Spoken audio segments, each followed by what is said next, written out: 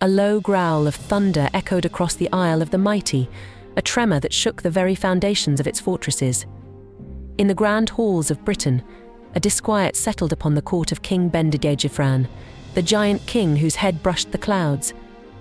Whispers danced on the wind, rumours of a coming storm, a darkness brewing across the emerald expanse of the Irish Sea.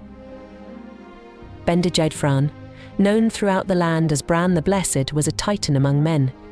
His beard, the colour of spun moonlight, flowed down his chest like a cascading waterfall. His eyes, pools of ancient wisdom, held the secrets of forgotten ages. Yet, for all his immense size, a gentle spirit resided within him, a protector ever watchful over his people.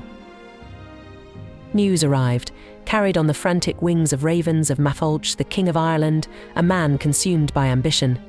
He sought the hand of Branwen, Bendigeidfran's sister, a woman of breathtaking beauty and grace.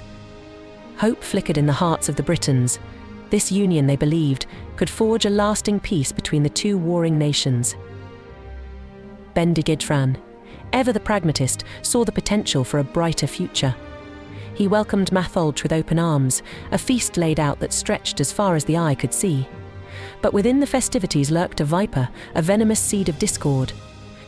Efnisien, Branwen's half-brother, a man twisted by a festering jealousy, saw this union as a betrayal. In a moment of unthinkable barbarity, Efnisien mutilated Matholch's messengers, sparking a conflagration of rage. The joyous celebration dissolved into a cacophony of screams and clashing steel. War, a ravenous beast unleashed, descended upon the Isle of the Mighty. Bendigeidfran, his heart heavy with sorrow, knew the time for diplomacy had passed. He would stand as the bulwark against the encroaching Irish tide. But where to find a vessel large enough to carry him across the churning sea? No ship, no matter how grand, could bear his colossal weight. A hush fell over the court as Bendigeidfran, with a voice that boomed like a tolling bell, announced his solution. He would wade through the sea himself, his immense form cleaving a path for the British fleet that followed in his wake. The sight that greeted the Irish shores was one etched into legend. Bendigeidfran, a titan rising from the waves, his every step sending tremors through the earth. Upon his back, he carried the soldiers of Britain, a living bridge leading them to the heart of the enemy. The Irish, awestruck by his presence, faltered. The ensuing conflict was a tempestuous ballet of death. Bendigeidfran, a whirlwind of fury, tore through the Irish ranks. His strength was unmatched, his blows capable of felling entire battalions, but even giants bleed. An arrow, tipped with malice, found its mark, piercing Bendigeidfran's side. With a roar that shook the very heavens, Bendigeidfran fell, his titanic form crashing upon the blood-soaked earth. A hush descended upon the battlefield, a terrible stillness that spoke of a king fallen.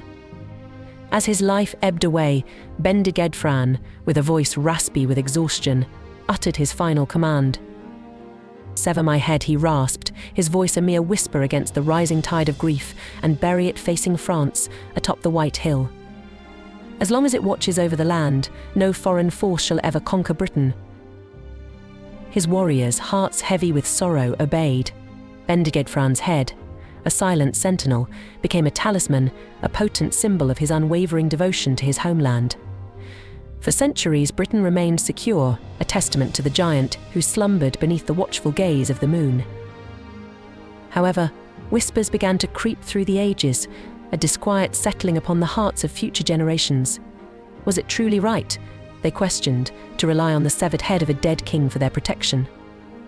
Did it not diminish their own strength, their own ability to defend their land? This unfortunate disclosure, as the tales recount, led King Arthur, a new hero rising on the horizon, to unearth Bendigeidfran's head.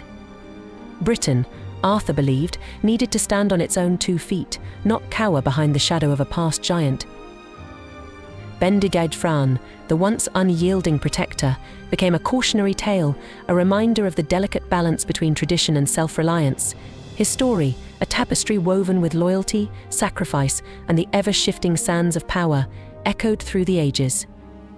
The land, however, never forgot its gentle giant. Rumors persisted that on the quietest nights, when the wind whispered through the ancient barrows, one could hear a faint sigh emanating from the White Hill. A sigh that carried the weight of an entire nation, a melancholic reminder of a king who gave his all for his people. Centuries later, when a new darkness threatened to engulf Britain, a young girl named Ellen of the Mountains emerged. Haunted by dreams of a slumbering giant and whispers of a forgotten protector, she ventured to the White Hill. Guided by an unseen force, she unearthed a single, iridescent feather beneath the watchful gaze of the moon.